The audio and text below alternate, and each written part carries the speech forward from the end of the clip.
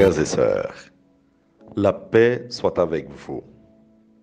Après avoir préparé nos cœurs par la prière, l'aumône et le jeûne, la pénitence et le partage, nous voici parvenus au dimanche des rameaux et de la Passion. Nous refaisons avec l'Église l'itinéraire du Christ. En célébrant sa passion, nous nous communions symboliquement à ses souffrances, nous rappelant qu'elles étaient source, chemin de délivrance et de salut. Aujourd'hui, le Christ entre à Jérusalem, la ville sainte, où il va mourir et ressusciter. Nous sommes invités à le suivre dans sa passion jusqu'à la croix pour avoir part à sa résurrection et à sa vie. De quoi s'agit-il? C'est quoi l'histoire? Marc, sans trop de commentaires, nous explique ce qui est arrivé.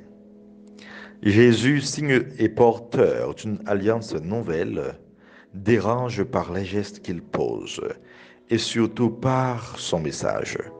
Il déclenche une hostilité qui va gagner de proche en proche et va tourner en une haine qui se manifestera par la violence aveugle et contagieuse. Par un phénomène d'emballement propre aux foules, les gens en arriveront à crier d'une seule voix, crucifie-le, crucifie-le. Comment en est-on arrivé là? Il s'agit d'une histoire d'amour qui se tourne au drame. Dieu, qui est amour, s'est fait homme pour nous permettre de participer à sa vie divine. À ce grand projet salvifique, nous avons opposé un refus qui passe par la jalousie, la haine et la violence. Et même la politique s'en est mêlée. Jésus, par contre, ne s'est pas laissé emporter et il n'a pas non plus renoncé au grand projet de salut du Père. Je n'ai pas caché ma face devant les outrages. Je sais que je ne serai pas confondu. Chapitre 50 d'Isaïe. Il s'est totalement abandonné à la volonté de son Père. Ma nourriture, dit-il, c'est de faire la volonté de celui qui m'a envoyé. Et la volonté de celui qui m'a envoyé, c'est de ne perdre aucun de ceux qu'il m'a confiés. C'est-à-dire que nous sommes confiés à Jésus. C'est la source même de notre assurance, de notre confiance et de notre espérance en Dieu. Mon Dieu, pourquoi m'as-tu abandonné? Ce cri du psaume 21, entre parenthèses 22, est souvent interprété comme un cri d'abandon. Sous la croix, Jésus reprend le cri du psaume. C'est un cri de confiance totale. Il se remet à celui qui lui a confié sa mission, son Père. C'est au nom de l'obéissance à ce dernier que Jésus s'offre. Aussi au nom de l'amour. Il s'est abaissé, devenant obéissant jusqu'à la mort et la mort de la croix. De la crèche à la croix, ce fut un lent et long cheminement de maturation d'un dessein formé dans le cœur du Père. Frères et sœurs, prenons le temps de méditer les faits et gestes, le comportement des personnages du récit de la Passion.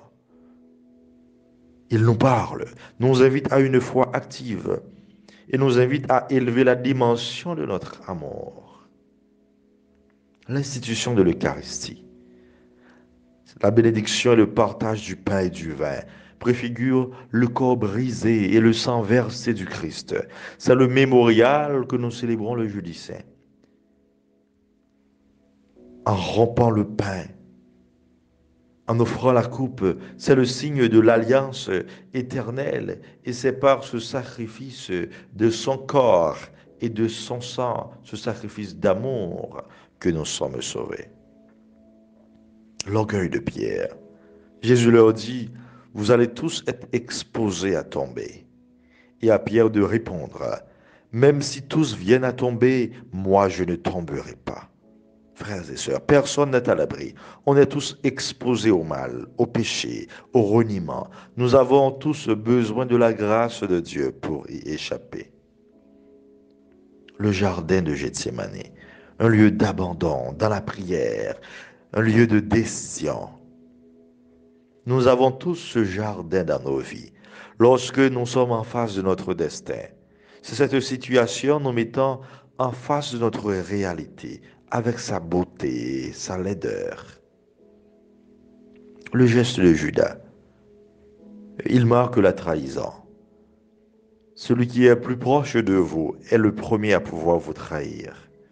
En Haïti, nous le disons, l'ennemi à redouter le plus est celui qui fait partie de la famille, de la communauté, celui avec qui l'on partage le pain et des idées. Le dernier geste de Judas nous invite à nous méfier des ovations, des marques d'attention brusques. Le jugement, le geste de Pilate. Il est difficile d'accepter notre responsabilité quand on cherche à se justifier. C'est bien ce qui est arrivé à Pilate. Nous devons demander à Dieu la grâce du discernement pour mieux choisir et mieux agir. Le silence de Jésus. Il parle plus fort que toutes les paroles qui ont été prononcées dans le récit. Des fois, une goutte de silence peut transformer un océan de bruit. Notre monde, aujourd'hui, a besoin de silence, de paix, trop de bruit autour de nous, trop de violence. Nous ne pouvons pas entendre dans le chaos la voix de Dieu qui nous parle. La jalousie et les manœuvres des grands prêtres nous amènent à dire que le pouvoir séduit et rend aveugle. Si l'on n'en prend pas distance, on ne voudra jamais être détrôné, on ne voudra pas que l'autre fasse mieux. Et c'est dangereux. La réaction du peuple, elle nous permet de stipuler qu'une foule a rarement une volonté ferme. Il lui faut juste un ou des meneurs et ils suivent. C'est la même foule qui chantait Hosanna, Hosanna, qui criera crucifie-le, crucifie-le. Les politiques et les chefs de file sont souvent les vrais responsables de nos soucis. Nous sommes le plus souvent manipulés. Voilà les faits et gestes qui ont marqué ce cheminement douloureux du Christ. Et au cours de ce dernier, il a connu la dérision, l'humiliation, la crucifixion. Il y a eu le cri d'abandon, la méchanceté. En revanche, la présence de Simon de Cyrène nous fait espérer que sur le chemin de nos souffrances, que Dieu ne nous laisse jamais seuls. Il est présent en nous et il souffre avec nous. Et il passe par des médiations pour soulager nos douleurs et nous en affranchir totalement. Il suffit de faire confiance. Nous rencontrons dans la passion du Christ un Dieu trop amoureux. Le refus du message de Jésus est un combat religieux et politique contre l'amour, car le langage de l'amour est révolutionnaire. Le message de Jésus porte l'empreinte de la justice sociale. Les pauvres ont une voix, les sans-abri ont une place, les opprimés sont délivrés. Les grands qui exercent le pouvoir veulent toujours être asservis par des ignorants. Le message de Jésus ouvrait les yeux. Il initiait au discernement, au bon jugement. Il prêchait et accomplissait de bonnes actions. Il y en aura même une cause politique à sa mort. Alors que le blasphème est mis en premier lieu, Jésus est accusé de troubler la Pax Romana, la paix romaine, car il représentait un danger pour le pouvoir politique, car il éclairait les esprits. Frères et sœurs, parce qu'il a pris le risque de nous créer libres, Dieu n'est pas absent de nos barbaries, non pas dans le rôle de justicier, mais à la place de la victime. Nous enfonçons plus de clous dans les bras de Jésus. Quand en terre haïtienne, nous encourageons la violence, nous l'orchestrons, nous offrons les fils de la nation en holocauste, au nom de la politique, au nom de nos intérêts mesquins, et c'est égoïste et narcissique, alors que Dieu, au nom de l'amour, a offert son unique fils. Demandons à Dieu d'ouvrir nos cœurs à l'amour pour que nous puissions, durant cette grande semaine et toute notre vie, combattre toute haine, toute violence et toute jalousie qui habitent en nous. Et nous pourrons enfin espérer un monde meilleur, une civilisation d'amour, sans haine et sans violence, où la paix avec le Christ ressuscitera. Amen.